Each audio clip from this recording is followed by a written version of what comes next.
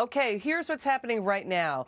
We have more than 50,000 in the U.S. now with now dead, 26 million out of work. The Dow did jump more than 200 points. Oil extends a rebound. J.P. Morgan Chase is telling small businesses, hey, apply with other banks because there's fears of fresh funds from the new relief program money that just came in will run out. Let's bring in former CIA station chief Daniel Hoffman. He is basically former station chief for Afghanistan and Pakistan. Sir, first I want to jump to this.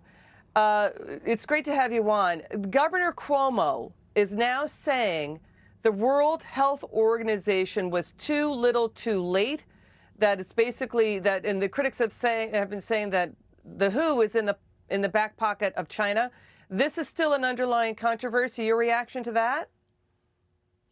Well, I think for me, at least, as a retired CIA officer, I've always felt like we need to rely on our own collection. That means our forward deployed intelligence community, and in this case, medical professionals and diplomats to track what's really going on in China. And make no mistake, the Chinese are have tried to conceal the severity of the coronavirus, the pandemic, from their own people, as well as the rest of the world. And they tried to make the WHO complicit in that process. We need to, of course, kind of trust or mistrust, but verify those international institutions and organizations with which we partner. There's still value for having them, and China's right now trying to increase their influence in WHO, and I think it would be in our interest not to allow that to happen.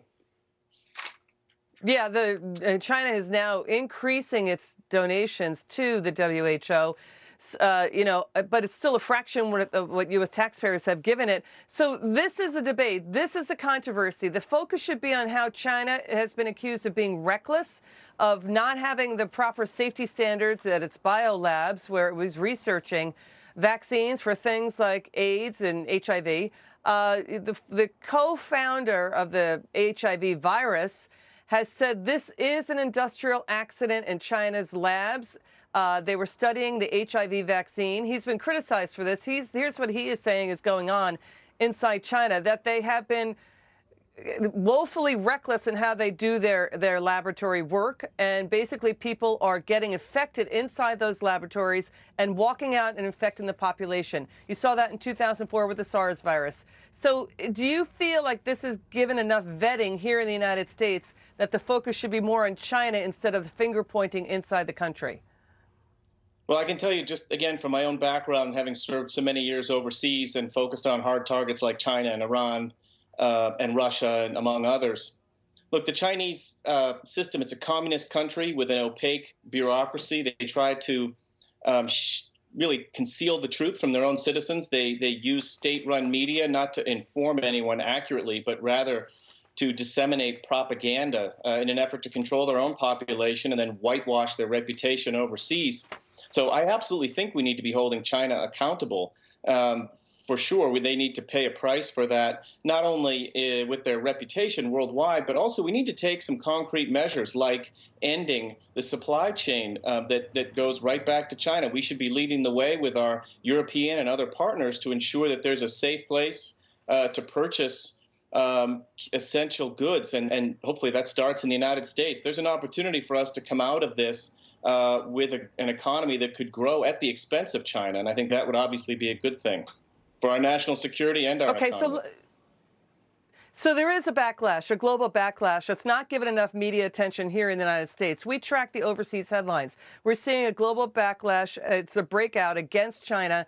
In Europe, they're saying the relationship now between the EU and China is, quote, toxic. Certainly hearing that out of Germany, out of France. You're hearing it not just in Taiwan, you're hearing it in South Korea, in Singapore, in Malaysia. You're hearing it in places in South America. Now people are standing up and saying, China, you are to blame. The world cannot go through another pandemic that comes out of your borders. So are you seeing that too? We're seeing social media lighting up around the world saying, China, you got to stop. You got to take accountability. Yeah, and we can say that all we want. I think the bottom line, though, is we need to take some action to make China pay for it. And the way we make them pay for it is by countering them, whether it's countering them in the South China Sea, which they're trying to militarize, or their debt trap diplomacy, where they're offering countries this opportunity to build a Belt Road Initiative, which is really just to China's benefit and not at all for those countries who were involved. I think we need the talented team over at Secretary Pompeo's State Department to lead the way diplomatically, to shine a bright spotlight on China's nefarious behavior, and then take concrete action and lead the way with our partners in Europe and in Asia and other places to show that, look, China's not a reliable partner, and they're out to take care of themselves. I've called this coronavirus and COVID-19 Xi Jinping's Chernobyl. It's just very similar to what happened in the Soviet Union during that horrifically bad nuclear accident in 1986, where the Soviets had no idea what had happened and the people were put at risk. And I think the Chinese people understand that. And it's an opportunity for us to use Voice of America and our other institutions to make sure that the Chinese get the truth and understand how corrupt their government is and how little they care about human rights at home and abroad. Yeah, China's basically triggered humanitarian crises and emerging market debt crises around the world.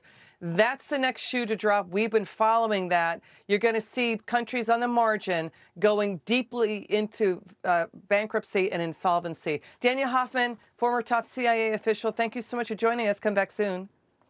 Thanks. My pleasure.